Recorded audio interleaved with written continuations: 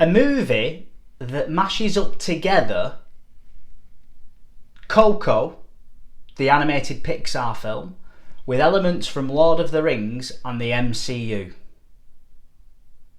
I'm in.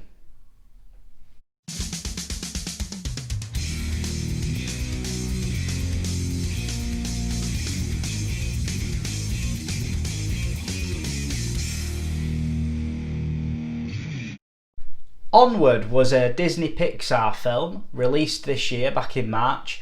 It was directed by Dan Scanlon and stars Chris Pratt and Tom Holland.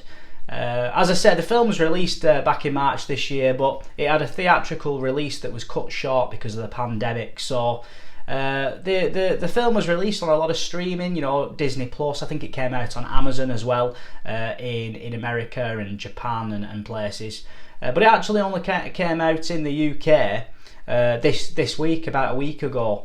And I was flicking through, as you do, flicking through the films, and I saw it and I thought, that might be alright. So I thought, you know what, I'll do a bit of a review on it as well. The film follows teenage brothers, Barley and Ian, and they are elves. The film is set in a mythological, magical sort of world, but over time this world has developed into it's evolved into this human-like way of living. So these mythical creatures are now just like everyday humans. They have cars and they have jobs and they just live like a normal life, but they do have a history of magic, which is where a lot of this film's premise sort of pulls from. The brothers are embarking on a quest to find a stone that can magically bring back their deceased dad, temporarily anyway. And right away, from the first 10 minutes when I realised what was going on and what this film was generally about, I knew it was going to be a tearjerker. And I wasn't bloody wrong either.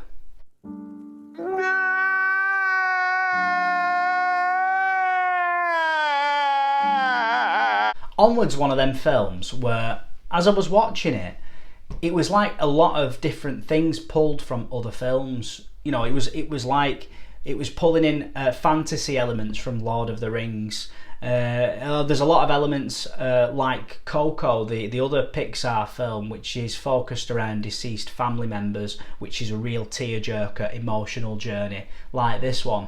And there was also a lot of sort of references, I felt like, to the MCU as well.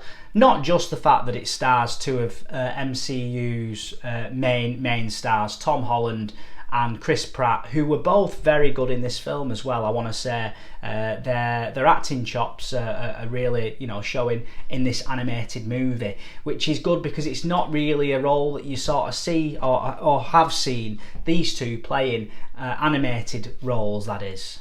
So there was more than one occasion in this film where I was like, that's an MCU reference, it's gotta be. When Barley is emulating Dungeons and Dragons characters, because that's what he's into, Chris Pratt was doing the same impression that he did in Endgame. When he was pretending to be like Thor, he was doing that voice where he was like, "You will not." No, you're not. You will not be taking our pod today, sir.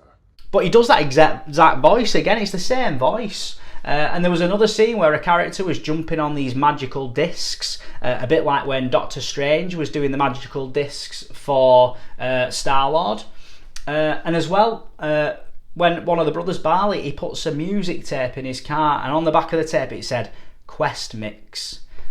And it's that's clearly a reference to the awesome mix in Guardians of the Galaxy. So it was cool, that. It's got to be intentional. I was going to say whether it's intentional or not, but it is. It's a Disney film. Disney owns Marvel. It's all linked together. So, that was a little bit of a nod to the MCU, which for me, I was a big fan of that. And Disney Pixar, they smashed the humour out the park, especially for kids. For example, one of the main characters in this film was just a set of legs. It was just legs and no else. I've got to say, it was probably the best characterised appendage since Addams Family. The hand thing. What was his name? Thing. His full name is Thing T. Thing. Wonder what the T stands for. Good show, old man. And there's some humour for like the parents as well. You know, if you're watching it with the kids, there's always that little bit of edgy humour where the kids won't quite get it, but the adults do. I always appreciate that. Me, like for example, the mum is her fella is a centaur, so he's like half man, half horse. And that's her boyfriend. And when he rings her on a phone, a picture comes up, like the name, and it says Main Man, but Maine spelt M-A-N-E, like horse's mane, which was quite tickly, quite funny. And the ringtone was "Let's Get It On" by Marvin Gaye, which just gave me images of. Well, it didn't give me any images of anything, because that would be very weird. I've stitched myself right up there, haven't I?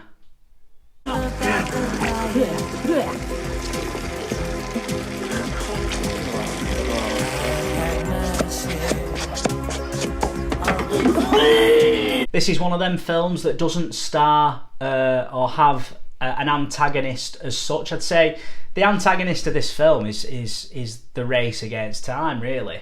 I don't think it really needed one, to be honest with you. I thought watching it, I didn't find myself getting bored or anything. I think there was enough in the film to really keep me engaged as an adult, and definitely to keep the kids engaged. Although what I will say is, I watched it with my 3-year-old son, Harry, and I say I watched it. He watched about the first 5 minutes and then got disinterested and started throwing Play-Doh at my head.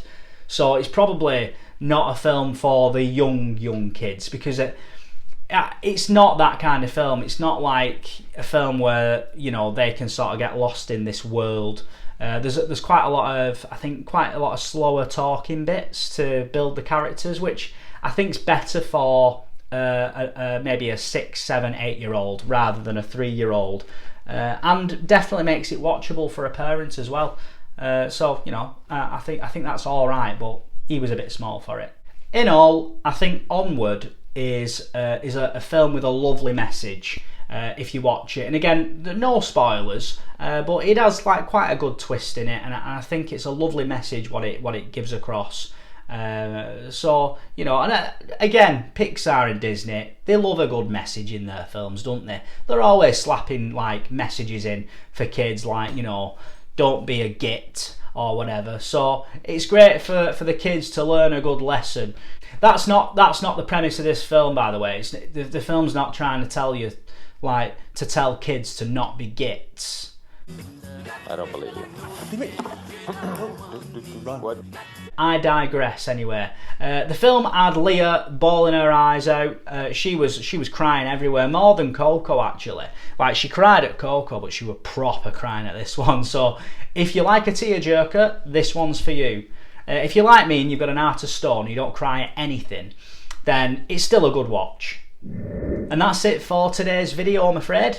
Thanks very much for tuning in, and if you enjoyed the video, then drop me a like and subscribe to the channel if you don't mind. As well, maybe drop in the comments, let me know what film made you cry the most, or was like your biggest tearjerker film. That's it anyway. Thanks very much. Enjoy the rest of your weekend, everyone. Ta-ra for now.